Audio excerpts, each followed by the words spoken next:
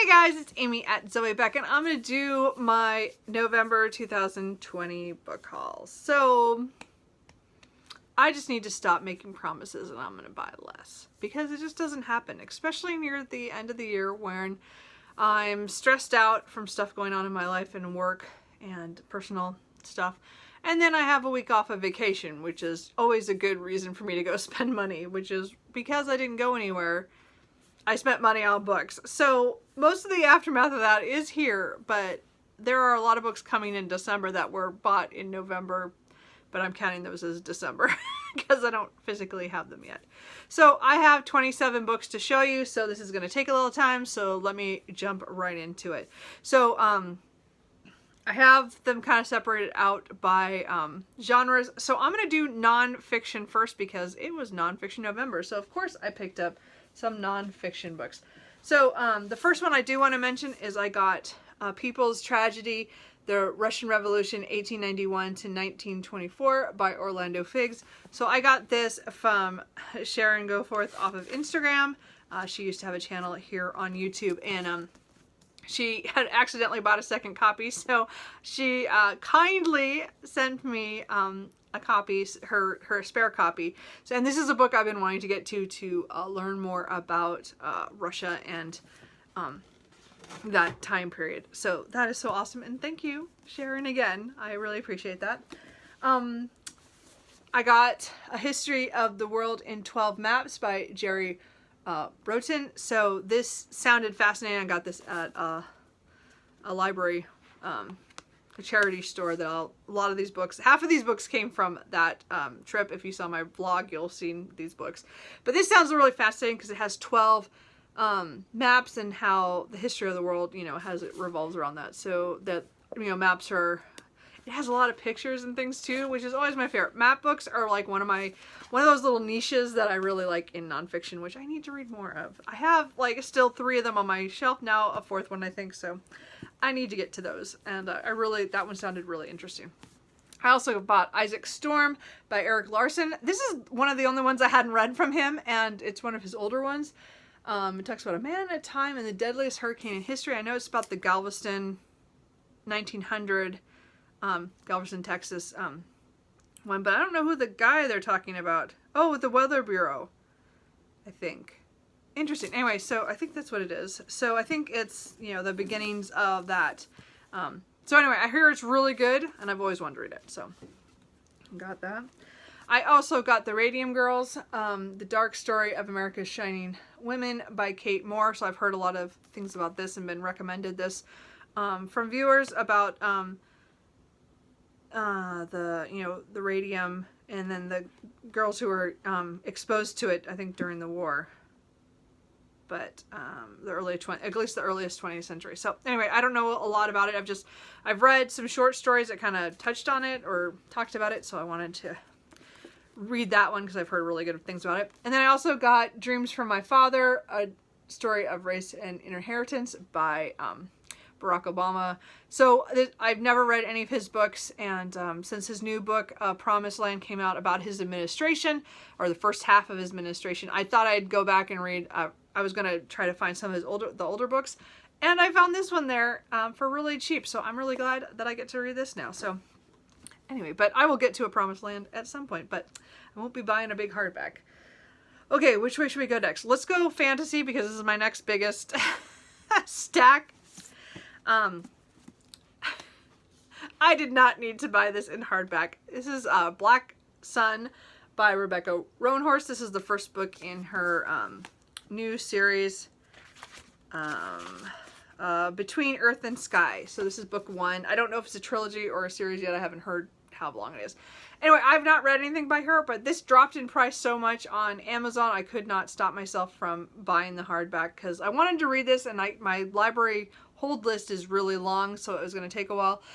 I really want to read this too, so it has to do, I think it's a Mayan inspired fantasy, or pre-Columbian America's fantasy. So it kind of talks about something was going to happen when I think it's the solstice, and there's a eclipse and everything, and I don't know. So I don't know a lot about it, except I've heard a lot of people talk about it. So I don't really read hardbacks, but, except for a few other ones, but it was just so cheap. And I knew that it would be a year before I could get the paperback, and it was cheaper than the paperback probably ever will be. So I just thought I'd just buy it. Anyway, that was, yeah.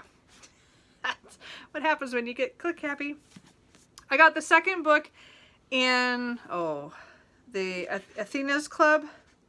The Extraordinary Adventures of the Athena Club, by Theodore Goss. This is I can't talk today.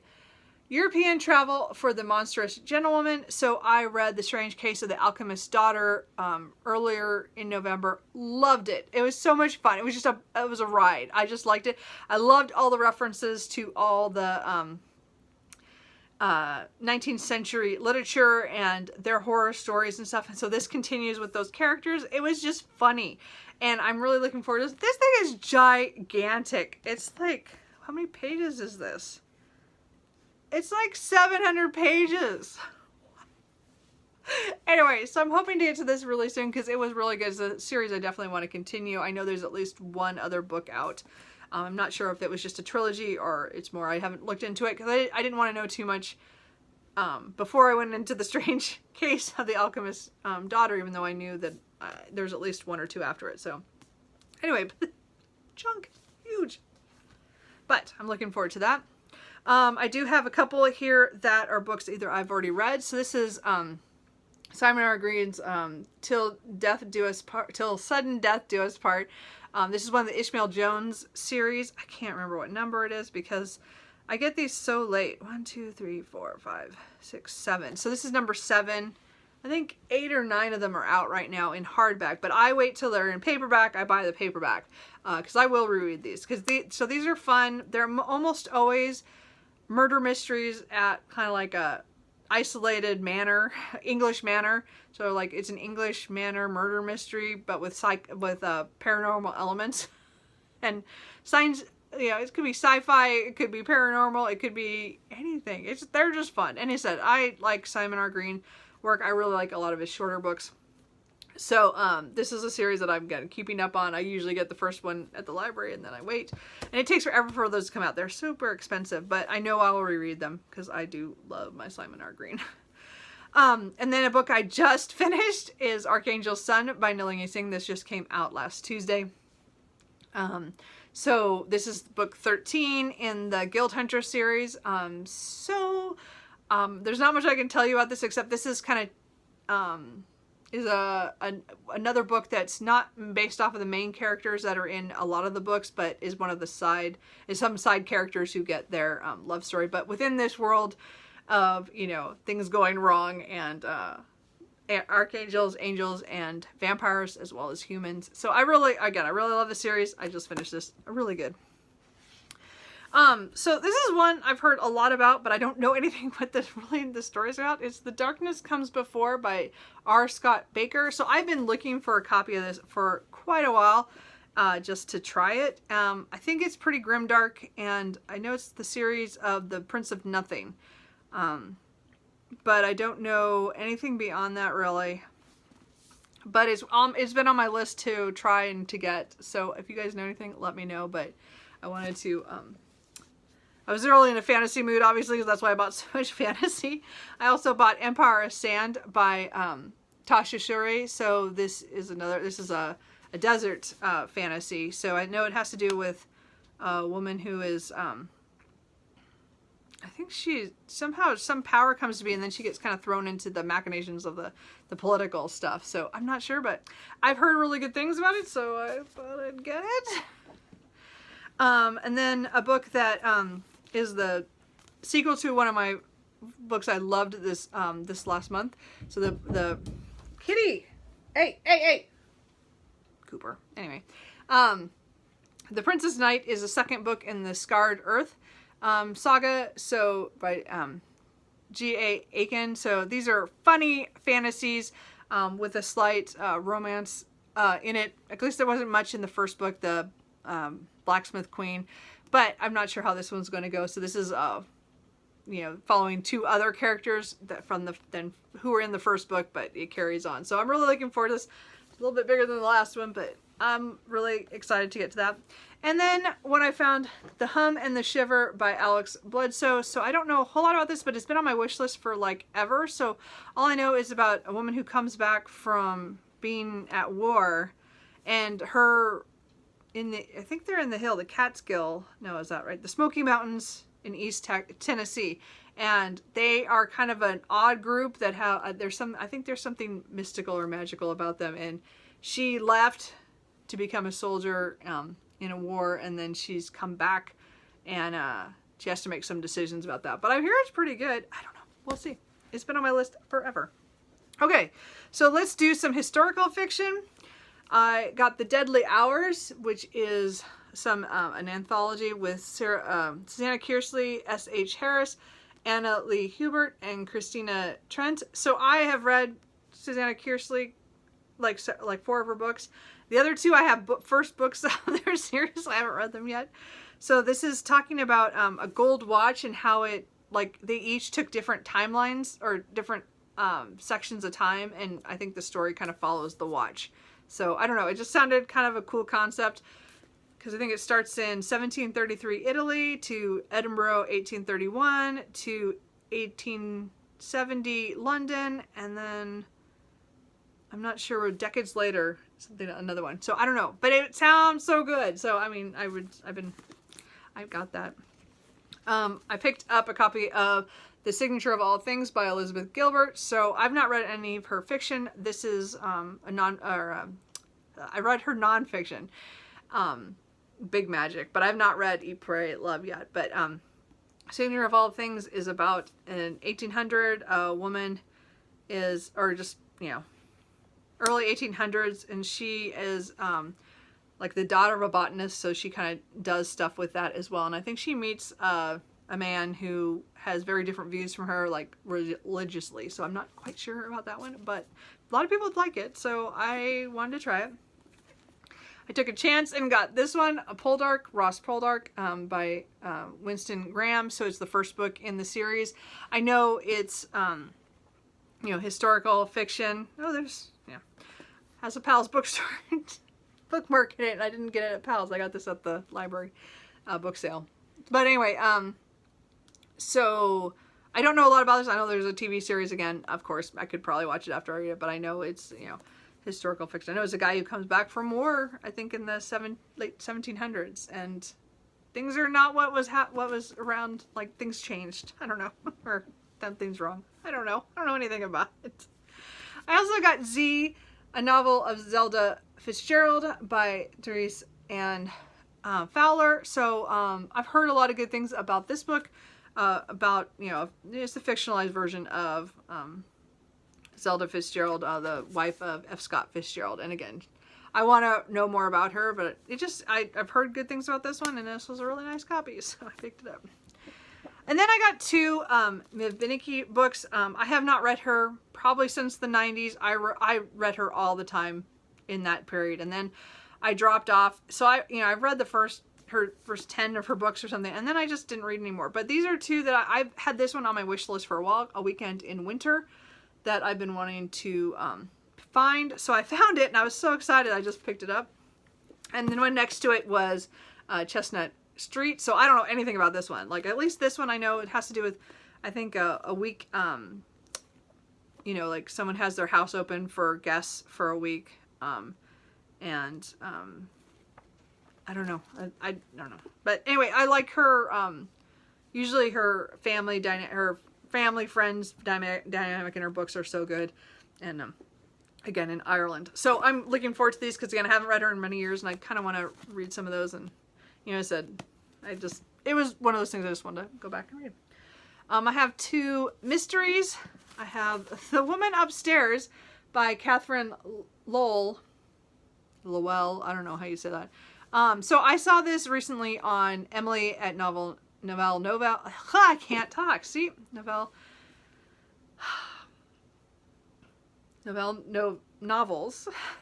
Sorry.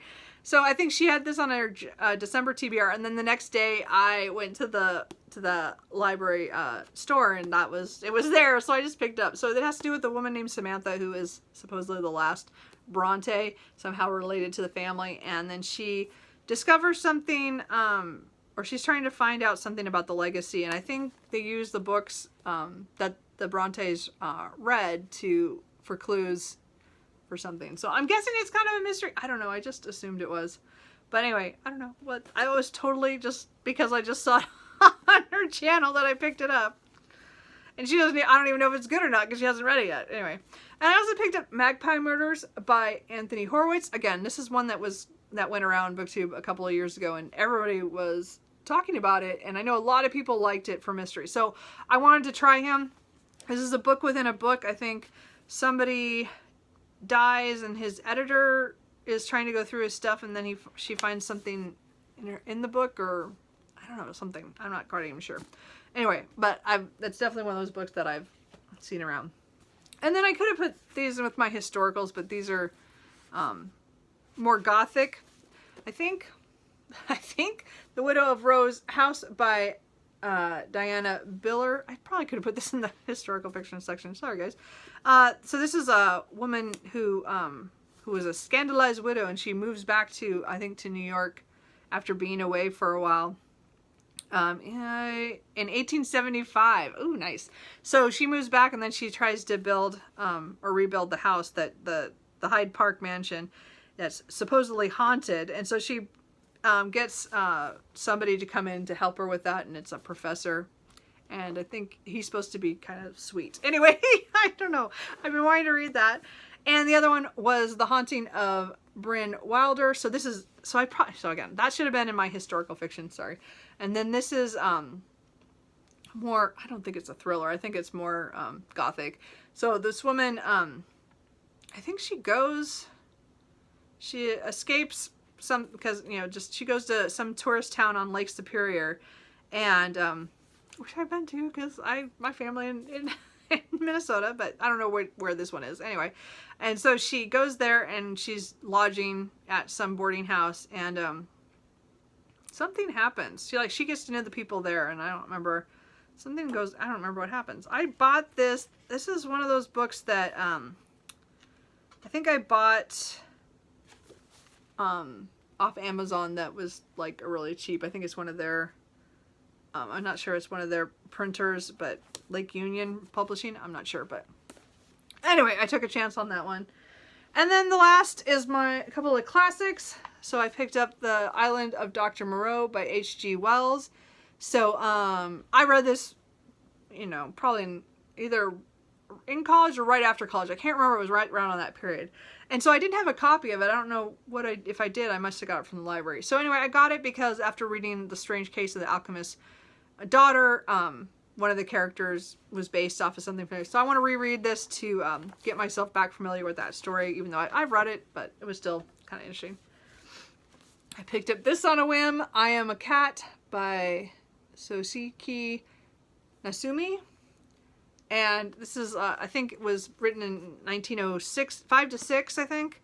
And it is, I guess it's supposed to be about a cat who's telling the story, I think, is what I remember. I am a cat, as yet I have no name. So that's how it starts. So I think it was published in like a magazine in the early 1900s in Japan. So, again, this one was, so there's like 3 volumes, I guess. So anyway, it sounds really, it's one of those ones I heard about in reading other books, and it's definitely been one on my list that I want to pick up. And again, I have a thing for Japanese literature, so I do that. I picked up American Notes by Charles Dickens. So this is talking about his time in the United States. And I know Dorset All the Books had just read this during Victober, so I had been thinking about it, but I'd already had it on my list because I went to Boston, well, what's now, 3 years ago? 2 years ago. 3 years ago. I can't remember what year I meant. Sorry, I don't remember what year I went. Must have been, I don't know. Anyway, 2 years ago, I think. Anyway, the point is that I stayed in a hotel that he stayed in. So there was stuff about him in their lobby. Omni Parker house is where I stayed. So I think he stays there. So I wanted to read about that. And then, as I said, she pointed out some funny things about it. And so I'm kind of curious about it and want to learn more about Charles Dickens. So, and then I did pick up a second copy of Don Quixote by Cervantes. So the book I got was from a black, the Penguin Classics. And it's a different translator. This one's the newer one by Edith Grossman, which I hear is very readable. So I got this one even because it was so cheap at the library book shop. So I got that so that I could have a choice of which one I want to read. Because this is a book I do want to attempt this next year. And now I have at least 2 choices. So we will see how that goes. So that is all the books that I bought that are physically here. All the rest will have to, that I've already purchased that are on the way or I have to go pick up, are going to be in my December book haul, which will not be small. I'm not even going to pretend at the rate I'm going. Again, this is what I spend my money on. This is what I get enjoyment out of. And again, all these I'm very interested in, of course. So some of them I picked up maybe a little bit more on a whim and I hope to try them. But as I said, these are all books I really want to read. So if there's any of them that you think I should read sooner rather than later, definitely let me know. Or, or you're interested in them and say, oh, I'd like to know more about that. I don't know.